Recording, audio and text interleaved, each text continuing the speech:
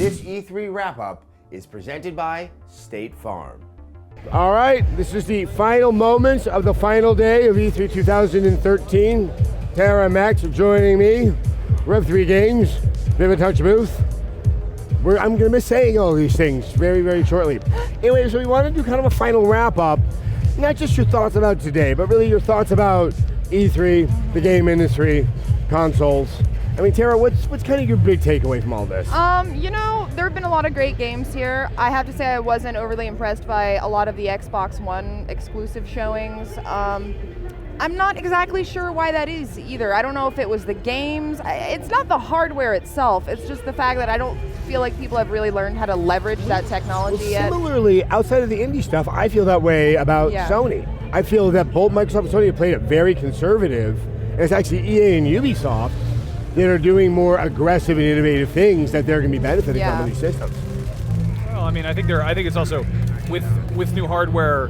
There's sort of you got to do sort of baby steps, you know. And I think that I think we're going to see some really cool stuff next E3. Yeah, exactly. I absolutely agree. I would say, and we'll probably see stuff we saw here next E3. I would say for launch title announcements and offerings, or launch window, some of the stuff like Destiny, The Division, things like that are just.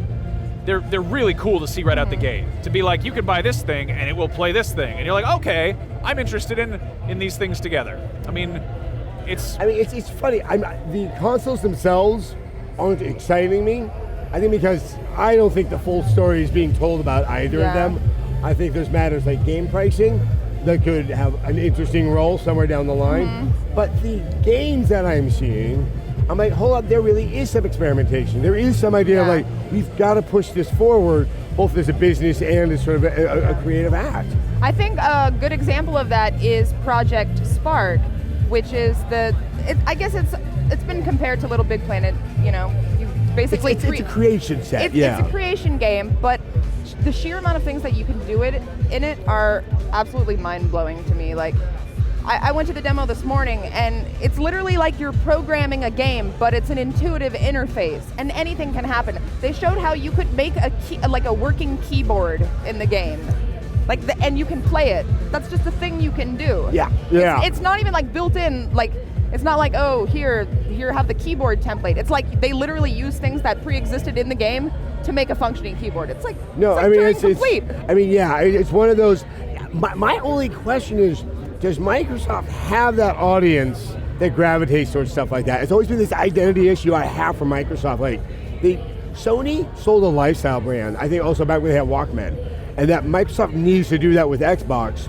They have their own challenges with their messaging, but can they help fashion something that's like, that's indicative of the Xbox brand?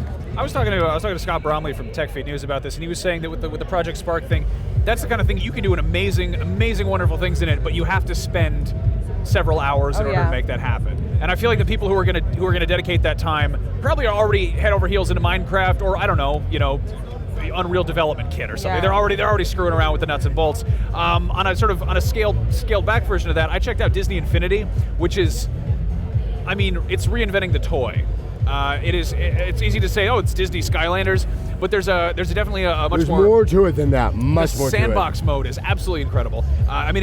It's an open world 4-player online co-op where you get the toy, you put it on the thing, and you have the option to just create whatever you want. It is like having toys in front of you, but they're virtual, which I think is really.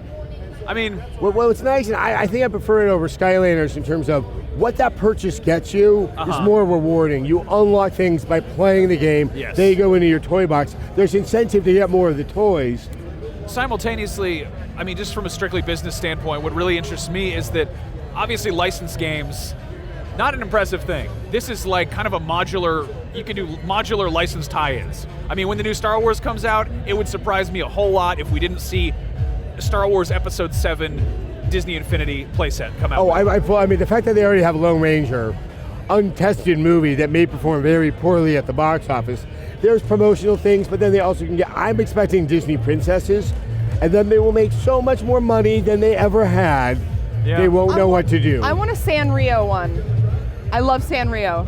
Well, I mean, Disney's There's on a already buying Hello spree. Kitty Maybe they'll MMO. just buy up Sanrio, and then they'll have the empire of all things at all times for everyone. I mean, I like video games for two reasons. I either like them as toys or as worlds, and I feel like they very frequently fall in one of those categories, sometimes a combination thereof. I checked out Lego Marvel Superheroes, which is like, it's the same thing Lego's been doing, except they're just making it more and more interesting. And that's got a character customization thing where you've got your little Lego minifigure, and you can be like, I want Wolverine's claws and Magneto's helmet, and he can do the claw slashing thing, but he can also lift up objects. You can make him not wearing any pants. It's mixing and matching the Lego pieces, which is at its core why people like Lego to begin with. There's over like 150 little guys you can play as. It's kind of an open world thing. There's a hub world you can explore.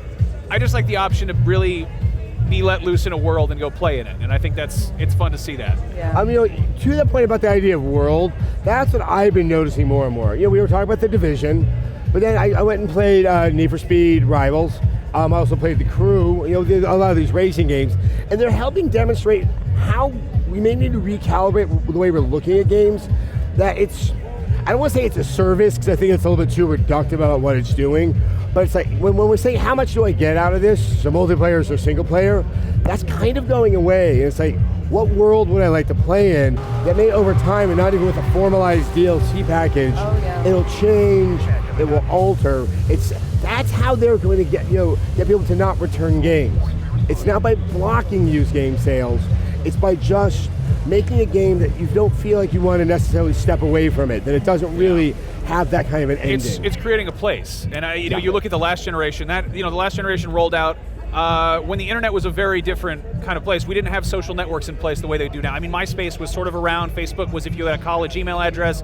Now it's like everybody is connected to that constantly. Everyone carries around a smartphone in their pocket, and creating consoles that can make it's not just like, hey, it's multiplayer, get people on your friends list and shoot guns at them. It's like, what if everybody was just sort of constantly connected, and you wanted to just be in the same world together? I think a lot of the problems we're hearing about anxieties about always online and things like that, and there are real issues with it, but that it's envisioning games down the line that we can't really think of yet because we're stuck in this current generation. All right, I think it's time for our State Farm Lightning Round. This is where we name something quickly that you think is getting us to a better state of gaming. Tara, I'll start with you. I gotta say The Witness. I've talked about that game a lot today, but it bears repeating. I love to see games like this, I feel like this is sort of expanding the genre of puzzle games into a much more exploration-based area, and I think it's great. I love it. Right. I don't even know what more to say than that. I love it. Well, conversely, I played Yaiba Ninja Gaiden Z, and I played Shadow Warrior, and I'm very fond of ninjas saying swear words, and I think that that's a great thing. And it's like when I was in 5th grade, if I wrote a wish down and threw it in a bottle and threw it in the ocean, somebody found that bottle and decided to give me games that cater to my inner 5th grader. You know what, I'm going to say it's slightly different. I hate the phrasing of the question, who won E3? It's like, not a contest. And it's just bad phrasing, but to that answer, Ubisoft.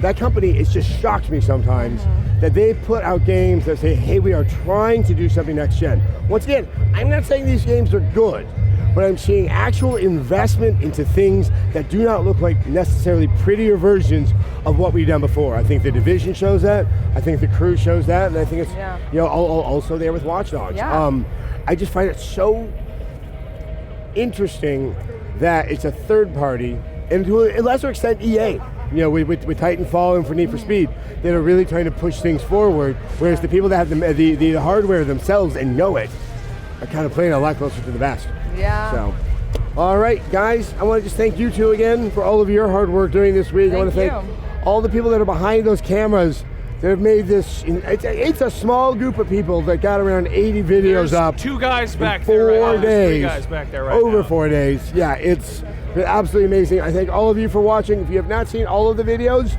that's it. There's an empty part of your soul. You need to fill it. Watch them all. Thank you so much. Let's heal. Goodbye.